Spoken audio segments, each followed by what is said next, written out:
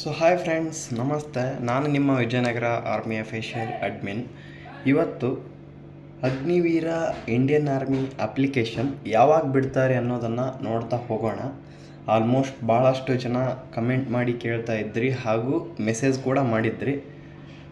ಒಂದು ವಿಡಿಯೋ ಮಾಡಿ ಕೂಡ ನಾನು ಹಾಕ್ತೀನಿ ಅಂತ ಹೇಳಿದ್ದೆ. ಸೊ ಹಾಗಾಗಿ ವಿಡಿಯೋ ಮಾಡ್ತಿರೋದು. ಇವಾಗ ಅಗ್ನಿವೀರ ಅಪ್ಲಿಕೇಶನ್ ಯಾವಾಗ ಬಿಡ್ತಾರೆ, ಹಾಗೆ ಬೆಳಗಾವಿ ಏರೋ ರಿಸಲ್ಟ್ ಯಾವಾಗ ಬಿಡ್ತಾರೆ. ನೆಕ್ಸ್ಟ್ ನೋಡೋದಾದರೆ ಅಗ್ನಿವೀರ ಏಜ್ ಎಷ್ಟಿರಬೇಕು, ಅದು ಕೂಡ ಸ್ವಲ್ಪ ಮಿಸ್ಟೇಕ್ ಇದೆ ಹುಡುಗರಿಗೆ, ಅದನ್ನು ಕೂಡ ತಿಳಿಸ್ತೀನಿ. ಸೊ ಅದಕ್ಕೂ ಮುಂಚೆ ದಯವಿಟ್ಟು ಎಲ್ಲರೂ ನಮ್ಮ ಚಾನಲ್ಗೆ ಸಬ್ಸ್ಕ್ರೈಬ್ ಆಗಿ, ಇನ್ನು ಮುಂದೆ ಇದೇ ಥರ ಹೆಚ್ಚಿನ ವೀಡಿಯೋಸ್ಗಳು ಬರ್ತಾ ಇರ್ತವೆ. ಸೊ ಬನ್ನಿ ಸ್ಟಾರ್ಟ್ ಮಾಡೋಣ.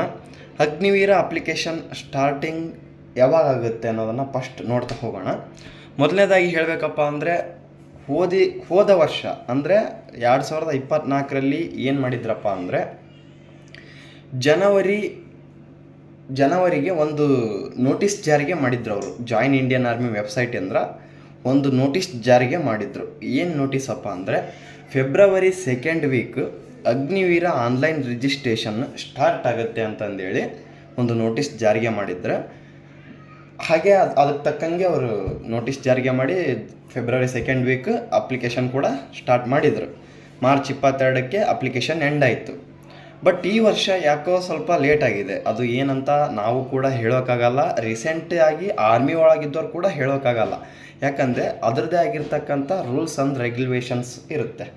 ಸೊ ಹಾಗಾಗಿ ಏನು ಹೇಳಬೇಕಪ್ಪ ಅಂದರೆ ಅಪ್ಲಿಕೇಶನ್ ಆಲ್ಮೋಸ್ಟ್ ನಮಗೆ ತಿಳಿದಿರೋ ಪ್ರಕಾರ ಈ ತಿಂಗಳ ಎಂಡ್ ಅಂದರೆ ಫೆಬ್ರವರಿ ಎಂಡಿಗಾದರೂ ಬಿಡ್ಬೋದು, ಅಥವಾ ಫೆಬ್ರವರಿ ಎಂಡ್ ಬಿಡಲಿಲ್ಲ ಅಂದ್ರೂ ಕೂಡ ಮಾರ್ಚ್ ಎಂಡ್ 100% ನಿಮ್ಮ ಅಪ್ಲಿಕೇಶನ್ ಕರೀತಾರೆ. ನೀವು ಅವಾಗ ಅಪ್ಲೈ ಮಾಡ್ಕೋಬೋದು. ನೆಕ್ಸ್ಟ್ ನೋಡೋದಾದರೆ ಬಗ್ಗೆ ಏಜ್ ಏನಪ್ಪ ಅಂದರೆ ಅಗ್ನಿವೀರ್ ಏಜ್ ಎಷ್ಟೈತಿ ಅಂತಂದೇಳಿ ಭಾಳಷ್ಟು ಜನ ಕನ್ಫ್ಯೂಷನ್ ಆಗಿದ್ರಿ. ಅದನ್ನೊಂದು ಸರಿ ನೋಡ್ಕೊಂಬಿಡ್ರಿ ಸರಿಯಾಗಿ. ಏಜ್ ಬಗ್ಗೆ ನೋಡ್ತಾ ಹೋಗೋಣ ಬನ್ನಿ. ಇವಾಗ ಇಲ್ಲಿ ನೀವು ನೋಡ್ತಿರ್ಬೋದು, ಕಾಣಿಸ್ತಿದೆ ಅಂತ ಅನ್ಕೊತೀನಿ ನಾನು ನಿಮಗೆ. 17 to 40 ಅಂತ ಕಾಣಿಸ್ತಿದೆ. ಇದು ಜಾಯಿನ್ ಇಂಡಿಯನ್ ಆರ್ಮಿ ವೆಬ್ಸೈಟ್ ಒಳಗೆ ಅಪ್ಲೈ ಮಾಡೋಕ್ಕೆ ಹೋದರೆ ಈ ಥರ ತೋರಿಸುತ್ತೆ. ಅದು ಅಂದರೆ ಜಸ್ಟ್ ನೀವು ಲಾಗಿನ್ ಆದರೆ ಈ ಥರ ತೋರಿಸುತ್ತೆ. ನೀವು ಇಲ್ಲೇ ಕನ್ಫ್ಯೂಷನ್ ಆಗಿರೋದು. ಏನು ಕನ್ಫ್ಯೂಷನಪ್ಪ ಅಂದರೆ ಹೋದ ಸರ್ತಿ ಕೂಡ ಅಪ್ಲಿಕೇಶನ್ ಬಿಡುವ ಮುಂಚಿತವಾಗಿಯೂ ಅವರು ಸೇಮ್ ಇದೇ ಥರ ನಾವು ಲಾಗಿನ್ ಆದರೆ ಇದೇ ಥರ ಬಿಟ್ಟಿದ್ರು. ಅವರು ಏನು ಬಿಟ್ಟಿದ್ರಪ್ಪ ಅಂದರೆ 17 to 23 ಅಂತಂದೇಳಿ ಇಲ್ಲಿ 17 ಇತ್ತು, ಇಲ್ಲಿ 23 ಇತ್ತು. ಈಗ ಇಲ್ಲಿ ಚೇಂಜ್ ಆಗಿದೆ. ಇಲ್ಲಿ 17 ಇದೆ, ಇಲ್ಲಿ 40 ಇದೆ. ಇದು ಯಾವುದೇ ಥರನಾದ ರಿಯಲ್ ಆದ ಮಾಹಿತಿ ಅಲ್ಲ. ಅವರು ಏನೋ ಒಂದು ವೆಬ್ಸೈಟ್ ಒಳಗೆ ಅಪ್ಡೇಟ್ ಮಾಡೋಕ್ಕೆ ಹೋಗಿರ್ತಾರೆ. ಅದು ಮಿಸ್ಟೇಕಾಗಿ ಈ ಥರ ಏನೋ ಟೆಕ್ನಿಕಲ್ ಪ್ರಾಬ್ಲಮಿಂದ ಈ ಥರ ಆಗಿರುತ್ತೆ. ಸೊ ನಿಮಗೆ ಆಲ್ಮೋಸ್ಟ್ ಅರ್ಥ ಆಗಿದೆ ಅಂದ್ಕೊತೀನಿ. ಯಾವುದೇ ಕಾರಣಕ್ಕೂ ಕನ್ಫ್ಯೂಷನ್ ಆಗೋಕ್ಕೆ ಹೋಗಬೇಡಿ.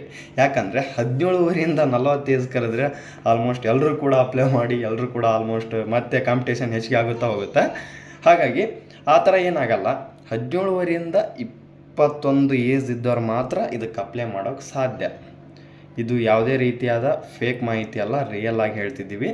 17 to 21 ಅದು ಕಂಟಿನ್ಯೂ ಏಜ್. ಅದು ನೆಕ್ಸ್ಟ್ ಏನಾದರೂ ಚೇಂಜಸ್ ಆದರೆ ಹಬ್ಬ ಅಂದರೆ 23 ಏಜ್ ಕೊಡ್ಬೋದು. ಅವರು 40, 30 ಹಿಂಗೆ ಏಜ್ ಕೊಟ್ಟರೆ ಎಲ್ಲ ಭಾಳ ಪ್ರಾಬ್ಲಮ್ ಆಗುತ್ತೆ ಅವರಿಗೆ ರಿಕ್ರೂಟ್ಮೆಂಟ್ ನಡೆಸೋಕ್ಕೆ. ಹಾಗಾಗಿ ಸೊ ಆಲ್ಮೋಸ್ಟ್ ಗೊತ್ತಾಗಿದೆ ಅಂತ ಅನ್ಕೊತೀನಿ. ನೆಕ್ಸ್ಟ್ ಡೇಟ್ ಆಫ್ ಬರ್ತ್ ಎಲ್ಲಿಂದ ಎಲ್ಲಿವರೆಗೂ ಅಪ್ಲಿಕೇಶನ್ ಹಾಕ್ಬೋದು ಅದು ಒಂದು ನೋಡ್ತಾ ಹೋಗೋಣ. ನಿಮಗೆ ಸ್ಕ್ರೀನ್ ಮೇಲೆ ಕೊಟ್ಟಿರ್ತೀನಿ, ನೋಡ್ಕೊಳ್ರಿ. ಮೊದಲನೇದಾಗಿ 2004 ಅಕ್ಟೋಬರ್ 1ರಿಂದ ಯಾರದಿರಲ್ಲ, 2004 ಅಕ್ಟೋಬರ್ 1 ಡೇಟ್ ಆಫ್ ಬರ್ತ್ ಯಾರ್ದಿದೆ ನೋಡಿ, ಅಲ್ಲಿಂದ ಮೇಲ್ಗಡೆ ಯಾರಾದರೂ ಅಪ್ಲೈ ಮಾಡ್ಬೋದು.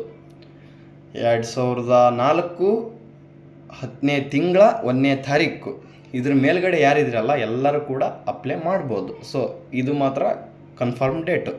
ನೆಕ್ಸ್ಟ್ ನೋಡೋದಾದರೆ ಎಲ್ಲಿಂದ ಎಲ್ಲಿವರೆಗೂ ಅನ್ನೋದು ನೋಡೋದಾದರೆ 2008 ತಿಂಗಳು ಮಾತ್ರ ಹೇಳೋಕ್ಕಾಗಲ್ಲ. 2008 ತಿಂಗಳು ಮಾತ್ರ ಹೇಳೋಕ್ಕಾಗಲ್ಲ. ಯಾಕೆ ಹೇಳೋಕ್ಕಾಗಲ್ಲ ಅಂದರೆ ಸ್ವಲ್ಪ ಅಪ್ಲಿಕೇಶನ್ ಬಿಡೋದು ಲೇಟ್ ಆಗಿರೋ ಕಾರಣದಿಂದ ಸ್ವಲ್ಪ ತಿಂಗಳ ಹೆಚ್ಚು ಕಮ್ಮಿ ಆಗ್ತಾ ಇರುತ್ತೆ. ನಾ ಈಗ ಹೋದ ವರ್ಷದ ಪ್ರಕಾರ ನಿಮಗೆ ಹೇಳ್ತಿದ್ದೀನಿ. ಸ್ವಲ್ಪ ಅಲ್ಲಿ ಡೇಟ್ ಆಫ್ ಬರ್ತ್ ಹೆಚ್ಚು ಕಮ್ಮಿ ಮಾಡ್ತಿರ್ತಾರೆ ಮಂತ್. ಈಗ ಹೋದ ವರ್ಷ ಏಪ್ರಿಲ್ ಕೊಟ್ಟಿದ್ರು, ಈ ವರ್ಷವೂ ಏಪ್ರಿಲ್ ಕೊಡ್ತಾರೆ ಅನ್ನೋಕ್ಕೆ ಸಾಧ್ಯ ಇಲ್ಲ. ಅದೇ ಕಾರಣಕ್ಕೆ ಅದು ಮಾತ್ರ ಬಿಟ್ಟಾಗ ಹೇಳ್ಬೋದು, ಅಪ್ಲಿಕೇಶನ್ ಬಿಟ್ಟಾಗ ಒಂದು ನೋಟಿಫಿಕೇಶನ್ ಬಿಡ್ತಾರೆ. ನೋಟಿಫಿಕೇಶನ್ ಆದಾಗ ನಾವು ನಿಮಗೆ ಸಂಪೂರ್ಣವಾದ ಮಾಹಿತಿಯನ್ನು ಹೇಳ್ಬೋದು. ಈ ಕನ್ಫರ್ಮ್ ಬಂದುಬಿಟ್ಟು 1ನೇ ತಾರೀಕು 10ನೇ ತಿಂಗಳ 2004 ಇವ್ರು ಯಾರು ಇದ್ದೀರಲ್ಲ ಇವರೆಲ್ಲರೂ ಕೂಡ 2008 ಎಲ್ಲರೂ ಕೂಡ ಅಪ್ಲೈ ಮಾಡ್ಬೋದು. ನಿಮ್ದು 2006 ಇದ್ದರೆ 2005 ಇದ್ದರೆ ನಿಮ್ದು ಎಷ್ಟಾರು ತಿಂಗಳೇ ಇರಲಿ ನಡೆಯುತ್ತೆ. ಬಟ್ ಅಪ್ಲಿಕೇಶನ್ ಹಾಕೋಕ್ಕೆ ಇಲ್ಲಿದ್ದ ನೀವು ಅಪ್ಲೈ ಮಾಡ್ಬೋದು. ಮತ್ತೊಂದು ಸಾರಿ ಹೇಳಿದ್ದೀನಿ, ಅರ್ಥ ಮಾಡ್ಕೊಳ್ರಿ. ಸ್ಕ್ರೀನ್ ಮೇಲೆ ಕೂಡ ತೋರಿಸಿರ್ತೀನಿ, ಇದನ್ನು ನೀವು ನೋಡ್ಕೋಬೋದು. 2008 ಇದ್ದವರು ತಿಂಗಳ ಎಲ್ಲಿಂದ ಎಲ್ಲಿವರೆಗಿಯಪ್ಪ ಅಂತ ಮಾತ್ರ ಹೇಳೋಕ್ಕಾಗಲ್ಲ, ಯಾಕಂದರೆ ಸುಮ್ಮನೆ ಹೇಳಿದರೆ ಅದು ಒಳ್ಳೆಯದಲ್ಲ. ಅದೇ ಕಾರಣಕ್ಕೋಸ್ಕರ ತಿಂಗಳ ಏನಿದ್ರು ನೋಟಿಸ್ ಬಿಡ್ತಾರಲ್ಲ, ಅಂದರೆ ಒಂದು ನೋಟಿಫಿಕೇಷನ್ ಬಿಡ್ತಾರಲ್ಲ, ನೋಟಿಫಿಕೇಷನ್ ಆದಾಗ ಸಂಪೂರ್ಣವಾದ ಮಾಹಿತಿಯನ್ನು ಇದೇ ಯೂಟ್ಯೂಬ್ ಚಾನಲ್ ಒಳಗೆ ಅಪ್ಲೋಡ್ ಮಾಡ್ತೀವಿ.